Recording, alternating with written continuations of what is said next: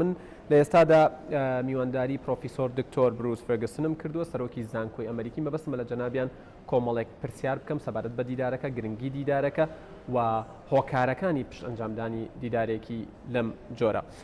Dr. Bruce, thank you very much for this chance. It's my pleasure to have you here.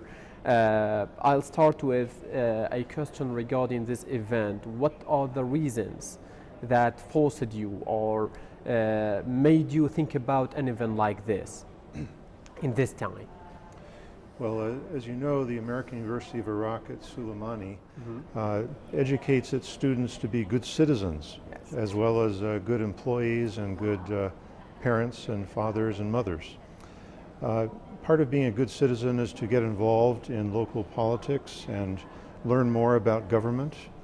So every year we have a Suleimani Forum, which attracts politicians, policymakers from around the region and indeed around the world.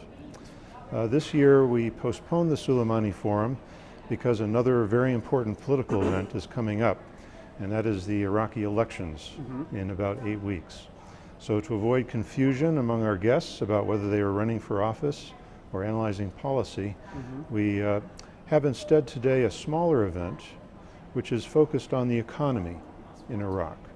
And we've invited a number of university professors, policymakers and others to talk about economics rather than politics. So the question is that even in Twitter they have asked many questions regarding that. Why Suli Forum is not holding this year? What are the reasons behind it? Why a smaller event American university is going to do? Well, once we decided that the Suleimani Forum was too ambitious this year, that we would not get the Prime Minister of Iraq because he's busy on government this year, yes, we would not get other candidates who are running for office, we asked what could we do? Because the idea of bringing people together to talk about problems is very powerful, and more of that is needed in the region. So we decided perhaps the next thing after politics would be economics. How do we create jobs? How does the region move beyond war and strife to creating a strong economy? This is not political and is something where different viewpoints from around the world may be helpful. So we postponed the Suleimani Forum because it is too close to the election, but decided to go ahead with a smaller forum which we call the AUIS Dialogues, to talk about economic issues which are also extremely important. Okay, regarding Soleimani Forum, so you said that you've postponed it. Does it mean that you are going to do it after the elections? Because they say that after the elections of Iraq, maybe we have the elections of Kurdistan. So we have not announced a date for the next Soleimani Forum. I would say it's not later than next March. It could be earlier, but as you say, we don't want to schedule it and then find that the Kurdistan region elections are on the same day. We'll let the Kurdistan region pick its elections first, and then we will pick the date of the Suleimani Forum. So, but I want you to clarify another point regarding the role of Dr. Barham Saleh in Suli Forum. They said that I'm not sure whether it's a propaganda or whether it's information, that because Dr. Barham is busy with his new political party, that's why we are not going to have a Suli Forum this year. That is not correct. Dr. Barham, as you know, has been a strong supporter of the university, was one of the founders, yes, and up until a year and a half ago was the chair of our Board of Trustees. We now have a new chair, Dr. Jill Derby, but Dr. Barham has remained a very strong supporter. He takes a personal interest in our Suli Forum because he loves policy, he loves politics, and this is a way for him to meet friends, make new friends. And that's true for many of our participants. This is a wonderful opportunity at the Suli Forum to meet people and to discuss policy. Most of our guests are what we would call in the United States policy wonks. They like to find good policies that help people, that solve problems. This year he's very busy, but so too are almost all of our other important guests. They criticized that point that they said it is the university that must prepare and manage such events, not Dr. Barham Saleh. Correct. We've organized this event, which you will see has almost as many people as the Suli Forum.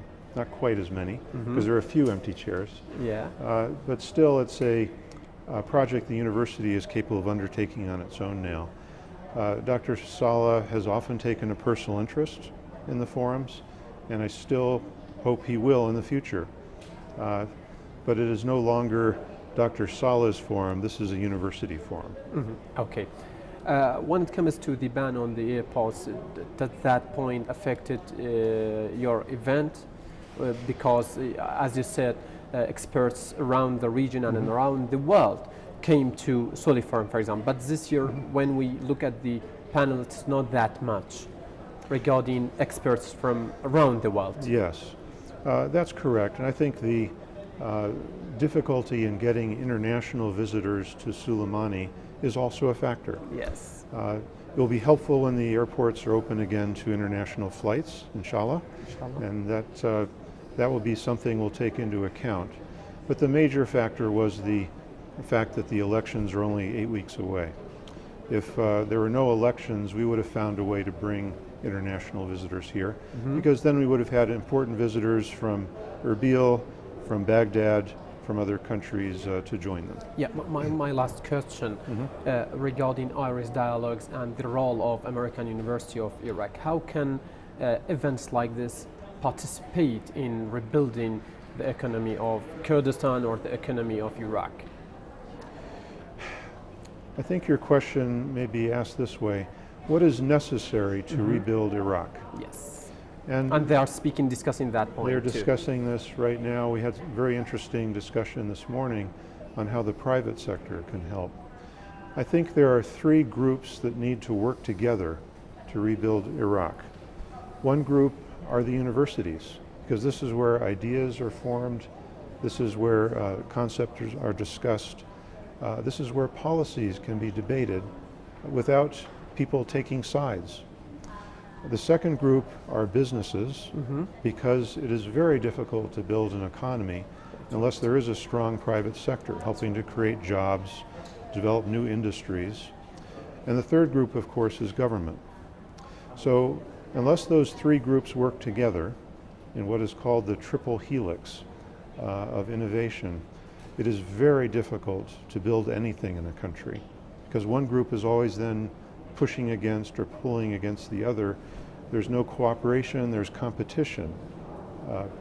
So what a thing like this does, what an event like this does, is provide an opportunity for the 3 groups to meet, formulate strategy.